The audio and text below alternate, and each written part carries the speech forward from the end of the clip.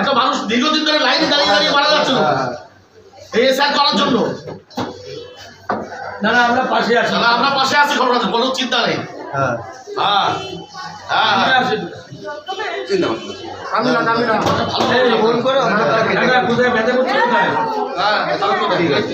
বাবু এবং তার মেয়ে দুজনেই লাইনে দাঁড়িয়েছিলেন। আমাদের বিডিও অফিসে হায়ারিং চলছে, তার মাঝখানে আমাদের কাছে খবর আসে যে ভদ্রলোক অসুস্থ হয়ে পড়ে যায়। আমাদের যারা দলীয় কর্মী ছিল, আমাদের ক্যাম্প করা হয়েছে, সেখানে দলীয় কর্মীরা তাদেরকে হাসপাতালে নিয়ে এসছে। আমি নিজেও হাসপাতালে এসেছি। আতঙ্কে স্ট্রোক হয়ে গেছে। মানে আমি জানি না যে নরেন্দ্র মোদী আর কত মানুষের জীবন নেবেন। আপনাদের মনে আছে যখন নোটবন্দি হয়েছিল, এইভাবেই মানুষকে লাইনে দাঁড় করিয়ে দিয়েছিল। প্রচুর মানুষ লাইনে দাঁড়িয়ে তারা মারা গেছে।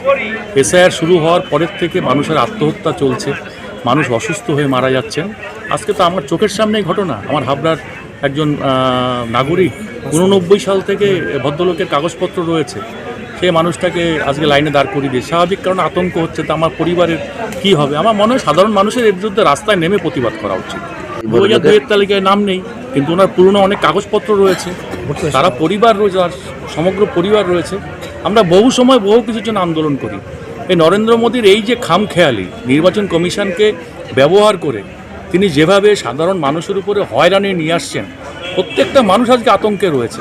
আমার হাবড়ায় প্রায় 35,000 মানুষের নাম বাদ দেওয়ার একটা প্রক্রিয়া শুরু হয়েছে। আমি জানি না কি হবে, কিন্তু তার শরীরের অবস্থা ভালো না। লাইনে দাঁড়িয়ে কি লাইনে দাঁড়িয়ে অসুস্থ হয়ে পড়ে।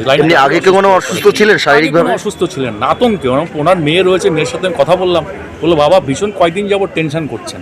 যখন এই নোটিশটা এসছে নাম বাদ যাবে, চলে যাবে, হ্যাঁ, সব পুরো পরিবারটাই তো একটা অনিশ্চিত ভবিষ্যতের মধ্যে। আমাদের এই মানুষগুলো, এরা তো কেউ রোহিঙ্গা না, এ তো রোহিঙ্গা না। একটা কথা বলছেন যে 1 কোটি রোহিঙ্গাকে বাদ দেবেন। আমার হাবড়ার 35,000 মানুষের নাম আজকে বাদ দেওয়ার প্রক্রিয়া চলছে, যার মধ্যে আমার হিন্দু সম্প্রদায়ের মানুষ আছেন 34,000। তাহলে এই মানুষগুলি কি অপরাধ করেছে?